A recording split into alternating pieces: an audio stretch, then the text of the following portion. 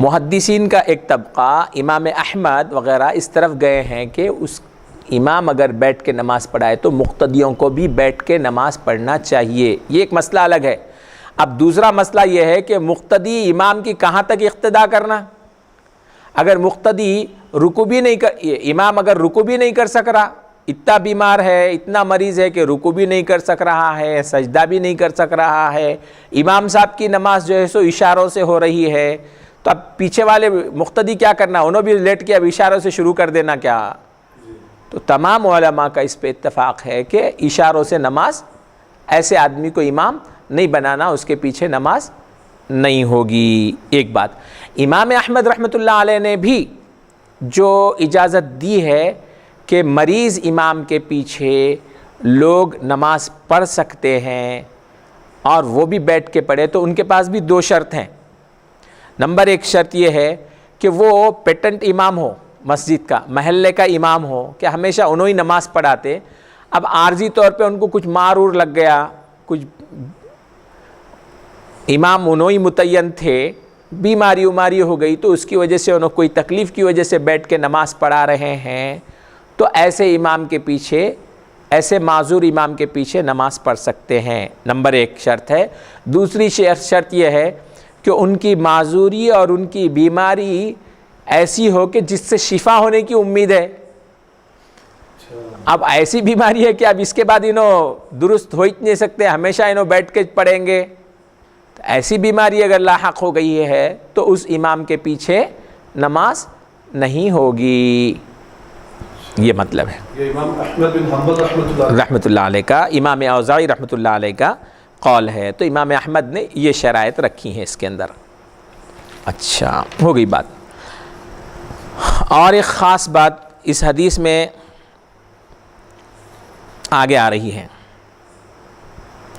قال محمد وبهذا نأخذ صلاة الرجل قاعدا للتطوع مثل نصف صلاته قائما.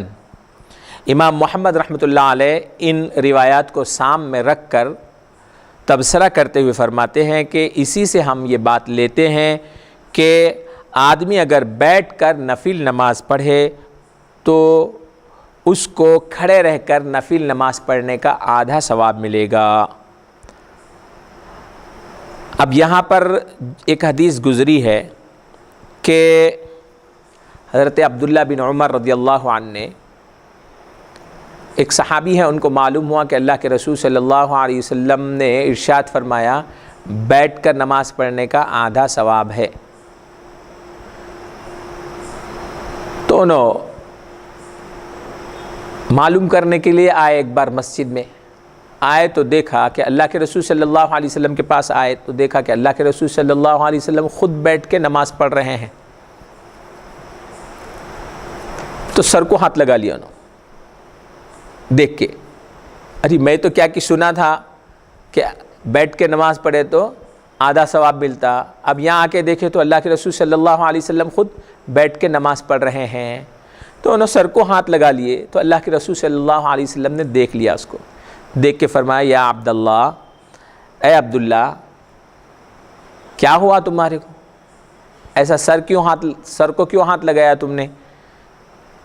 تو حضرت عبداللہ نے فرمایا اے اللہ کے رسول، میں نے سنا ہے کہ کوئی آدمی اگر نماز بیٹھ کر پڑھے تو اس کو آدھا ثواب ملتا ہے، اور میں نے آپ کو دیکھا کہ آپ بیٹھ کے نماز پڑھ رہے ہیں.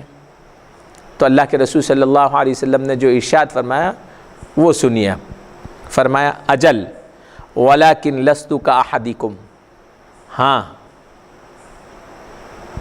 میں نے جو کہا ہے کہ نماز کا آدھا ثواب ملے گا بالکل صحیح ہے، لیکن ولیکن لست کاحدکم، لیکن میں تم میں سے ہر ایک کے جیسا نہیں، میں تم میں سے کسی کے جیسا نہیں ہوں. ولیکن لست کاحدکم، لیکن میں نہیں ہوں تم میں سے کسی کے جیسا. تو امام شافعی رحمۃ اللہ علیہ نے یہ حدیث نسائی شریف میں ہے، مسلم میں ہے، ابو داؤد نے بھی اس کو نقل کیا ہے، تو اس سے امام شافعی رحمۃ اللہ علیہ فرماتے ہیں کہ یہ اللہ کے رسول صلی اللہ علیہ وسلم کی خصوصیت ہے کہ آپ اگر بیٹھ کے بھی نماز پڑھیں گے تو آپ کے نماز کے اجر میں کمی نہیں ہوگی، پورا اجر اور ثواب دیا جائے گا۔ سبحان اللہ۔ تو اس سے پتہ چلتا ہے کہ اللہ کے رسول صلی اللہ علیہ وسلم کی جو نفل نماز ہے، نفل عبادت ہے، اس عبادت کے مقابل ہماری عبادت نہیں بن سکتی۔ بے شک۔ تو ہم اللہ کے رسول صلی اللہ علیہ وسلم کے جیسا کیسا بنتے؟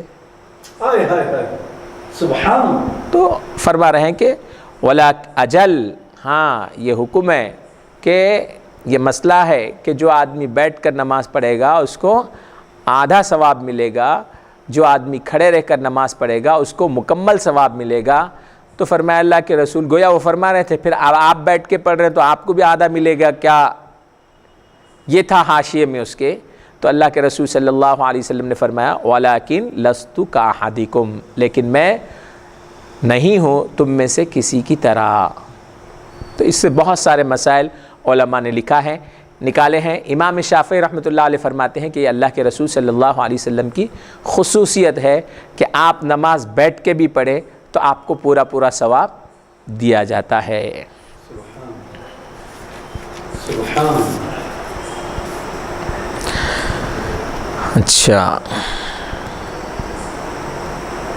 اب امام محمد رحمۃ اللہ علیہ جو تبصرہ فرما رہے تھے ان احادیث کے اوپر، وہ فرما رہے ہیں کہ وَبِهَذَا نَأْخُذُ، اسی سے ہم لیتے ہیں کہ صلاۃ الرجل قاعد، نفل نماز بیٹھ کر پڑھنے والے کو کھڑے رہ کر نفل نماز پڑھنے کا آدھا ثواب ملتا ہے۔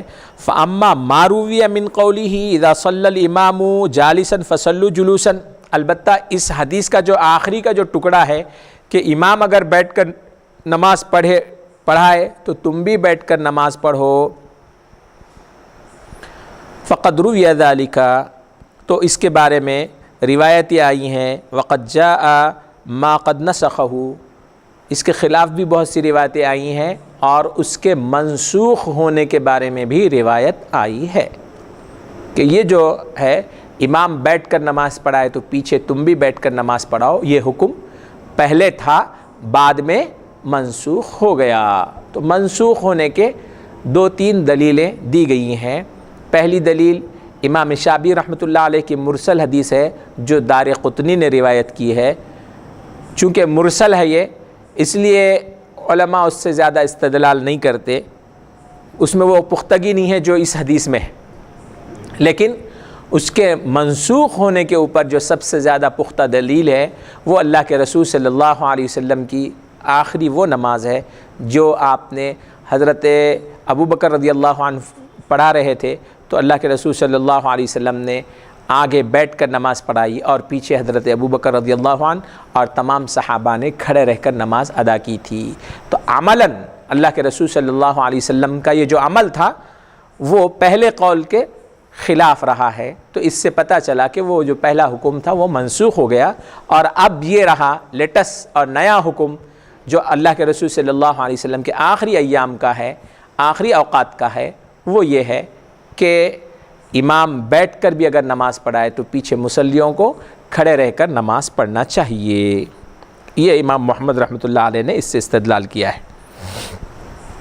حدیث نمبر ہے 159 قال محمد حدثنا بشر حدثنا احمد اخبرنا اسرائیل بن یونس بن ابی اسحاق السبعی عن جابر بن یزید عن عامر الشعبی قال قال رسول اللہ صلی اللہ علیہ وسلم لا يؤم الناس احد بعدی جالسا فاخذ الناس بهذا۔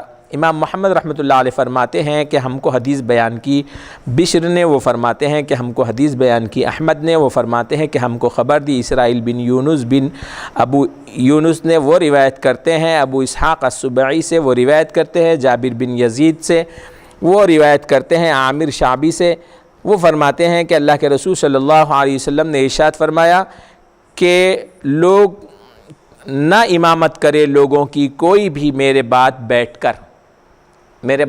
کر کوئی بھی لوگوں کی امامت نہیں کرنا۔